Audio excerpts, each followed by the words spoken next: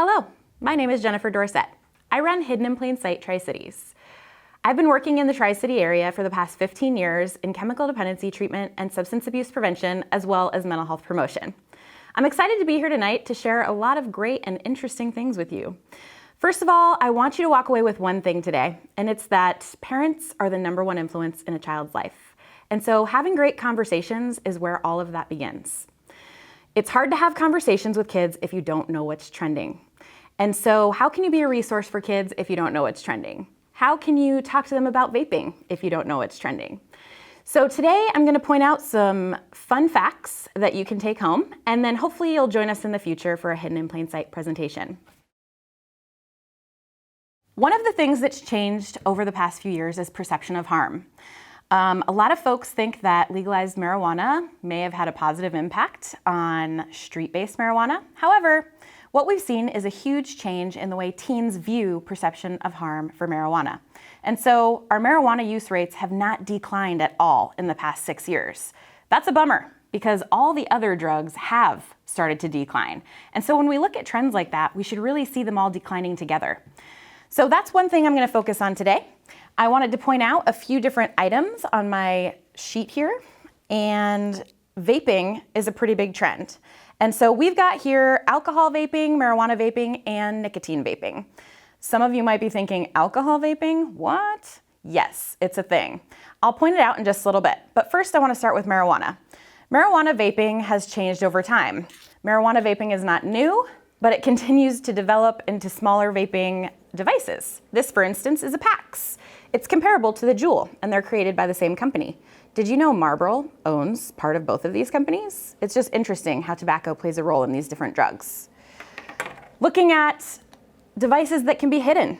This actually looks like an inhaler, but it is not. It is actually a marijuana vaporizer and quite easy to use when charged. When we're talking about other kinds of vaping, I think it's important to realize that vaping is on an upward trend over the past 6 years. However, we're seeing a pause in growth. And so why that is, we are not sure, but we're interested to find out. One thing I definitely want to talk about is youth vaping. Trends have changed a lot over time. Remember, nicotine vaping started out as a cessation product. And so it was actually originally created for people to stop using cigarettes. Looking at how it's changed over time, we can see the devices have changed. They're quite smaller than they originally started out as. They're compact and they fit inside your hand. So they're hard to identify, and sometimes you can't even tell the difference between marijuana vaping and nicotine vaping because the odors are very similar. Also, I don't want to shock anyone, but the little green part here is what holds the liquid for nicotine vaping in the Juul, and it holds about 20 cigarettes worth of nicotine inside. That's a lot. What's the big deal with vaping and smoking, and what changes are occurring? When you talk about things like nicotine vaping, know that when you smoke a cigarette, you go outside, you smoke a cigarette, and you're done. But when you are vaping, you just sit there and you vape until you're done getting the amount of nicotine that you want inside your body. And so that is why addiction around nicotine vaping is on the rise. Lots to think about there. What else? What other kind of vaping do we have today? So, alcohol vaping. Yes, it's a thing. It's a little bit complicated and tricky, and it's super dangerous. I'm not going to get into the logistics of alcohol vaping today because I would really love for you to attend our presentation so you can see how it works. But I just want you to know it is a thing. So now we have 3 different ways you can vape in our community, and that's what's trending with youth. I also want to talk to you today about behavioral health in general. And behavioral health is substance use and mental health combined. And so I really want you to think about that. When we talk about substance use, kids use for a lot of different reasons. One of them is to cope with life situations. One of them is peer pressure. One of them is early initiation of use. And another one, of course, is independence and curiosity. So when we're talking about things like coping, some kids don't have the positive coping skills that they need in order to move through life in a positive way. And so it's important that we talk to kids about these things. How are they coping with life situations? Because what we don't want them to do is cope by using substances.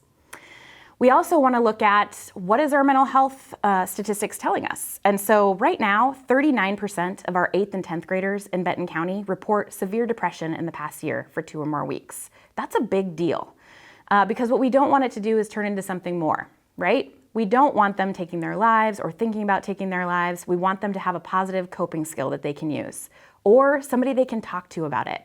And so when we're talking about mental health, when we're talking about substance use, I want you to know that sometimes they're interchangeable. Sometimes they play a role in each other's lives. And so talk to kids about both, not just one or the other. The other thing I get asked a lot is, when do I start having these conversations? Early and often, I say. I myself have 4 children, a 4-year-old, an 8-year-old, a 10-year-old, and a 17-year-old. Our conversations happen frequently, and they're often different because of the different ages that my children are. So you really need to think about what kind of conversations you should be having with each age group. My 4-year-old, for instance, is versed in nicotine products. Why? Because she sees them all the time. When we're walking on the street, when she's driving in a car, she'll ask me, what is that? She'll smell it and say, what does that smell? So it's a great way to initiate conversation in teachable moments. So you can tell them, oh, that's stinky, that's a cigarette, it's not good for you. At 4 years old, that's all she needs to know. My 17-year-old, however, might see someone vaping in the bathroom at school, and so he'll come home and have a completely different conversation with me. You need to really be aware that kids are impacted by substance use everywhere. They see people using drugs, they see people drinking, they see people suffering from mental health. So it's important to have conversations with them early and often and try to use teachable moments as much as you can. So as you can see, there's probably a lot of things trending with kids that maybe you need to learn more about.